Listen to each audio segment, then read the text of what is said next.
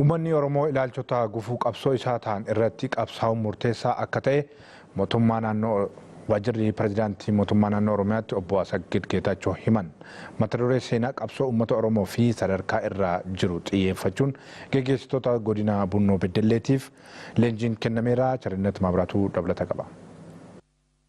Leenjiin seenaa qabsoo uummata Oromoo fi sadarkaa amma jiru irratti xiyyeeffate gaggeessitoota magaalaa Aanaalee fi godina Bunnoo Beddelleetiif magaalaa Beddelleetti kenname. Barreeffama marii paanaaliif qophaa'e kan dhiyeessan Daayirektarri Olaanaa Dhaabbata Bosonaa fi Bineensota Bosonaa Oromiyaa obbo Daadhii Dirribaa qabsoon uummata Oromoo jaarraa tokko oliif sababa tokkummaa dhabuutiin harkifachuu himan. Faayidaa Oromoo irratti ejjennoo wal fakkaatu qabaachuu dadhabuu.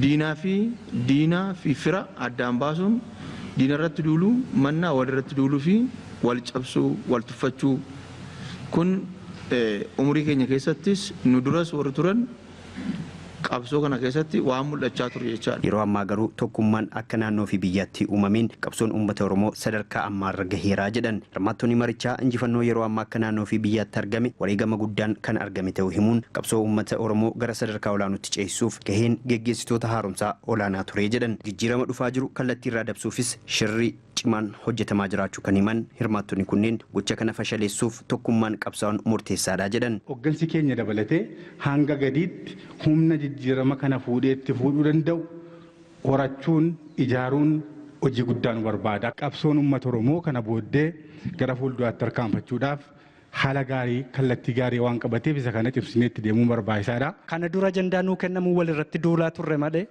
qabsoo uummata kanaa tokko taane fuulduratti tarkaanfachiisaan turre. Ajandaa nuu kennamuun asii achi rooroonanu kaan garuu dinagdee isaa guddifataa ture yeroo sanatti. Injifannoo kana gufachiisuudhaaf humni immoo karaa adda addaatiin ijaarameetu kan socho'u. Ergama adda addaa fudhattee maallaqaan bitameetu namni socho'aa jira waan ta'eedhaaf akka mootummaatti garuu isa kana dafnee saaxillee akka irraa baratamuuf gocha akkasii akka hin daddabalamneef mi'a olaantummaa seeraa ammas xiyyeeffannoo addaa argachuu qaba. Marii kana irratti kan argaman itti gaafatamaan waajjira pireezidaantii bulchiinsa mootummaa naannoo Oromiyaa obbo Assaggid Geetaachoo qabsoon uummata Oromoo sadarkaa amma jiru irra akka ga'uuf wareegamni hedduun itti kaffalamuu himuun qaamoleen injifannoo kana boodatti deebisuuf abjootan tarkaanfiiwwan adda addaa fudhachaa akka jiran himaniiru. Haa ta'uutii uummanni tokkummaa isaa cimsuun gocha kana fashaleessuu akka qabus dhaamaniiru. Olaantummaa seeraa kabajuu fi alseerummaa dhabamsiisuu keessattis gaggeessitoonni haaromsaa qeerroo fi uummanni Oromoo qindoominaan hojjechuutu irraa eegamaa jedhan. Injifannoo uummanni keenya waggaa 550 qabsaa turedha kan arganne har'a.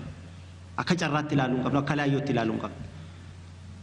Namni kana boodatti deebisu faayidaa mataasaaf jedhee namni kana boodatti deebisu jiraannaan irratti qabsoofne balleessuu qabna jechuudha. Tokkummaan kanaa tokko. Tokkummaan uummata Oromoo.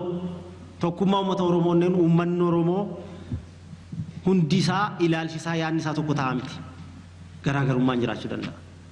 Garuu uummanni Oromoo Oromummaa isaa irratti, aadaa isaa irratti, seenaa isaa irratti, diina isaa irratti dhufu qolachuu irratti tokkummaa uumuudha.